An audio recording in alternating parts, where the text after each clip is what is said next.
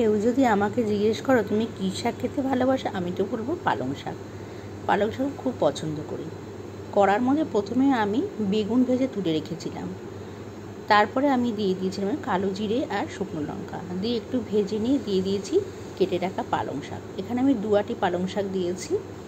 পালং শাকটা যখন কেটেছি তখন দেখো এক কড়া ভর্তি হয়ে গেছে, আমি এটা নাড়তে পারছি না। আমি এর মধ্যে লবণ আর হলুদ দিয়ে এটাকে ঢাকা দিয়ে দিয়েছি। কিছুক্ষণ পর ঢাকা খুলতে দেখো কত জল বেরিয়ে গেছে। এবার আমি এটাকে আস্তে আস্তে করে নেড়ে দেব আর লবণ আর হলুদটাকে শাকের সঙ্গে মিশিয়ে দেব। আস্তে আস্তে দেখো আমি মেশাচ্ছি। দেখো অনেক মিশিয়ে দিয়েছি, এবার অনেকটাই জল মজে গেছে। এই অবস্থায় আমি দিয়ে দেব ভেজে রাখা কটা বড়ি, হাত দিয়ে ভেঙে দিয়ে দিয়েছি। এবার বড়িগুলোকে আমি এর সঙ্গে ভালো করে মিশিয়ে নিচ্ছি। দেখো আরও কিন্তু জল এখানে মজবে। এর মধ্যে আমি দিয়ে দেবো বেশ খানিকটা চিনি, কারণ শাক গিয়ে বা সবজি যেটা যদি মিষ্টি না দাও তাহলে কেমন একটা গন্ধ লাগে, তাই আর মিষ্টি দিলে টেস্টটাও ভালো হয়।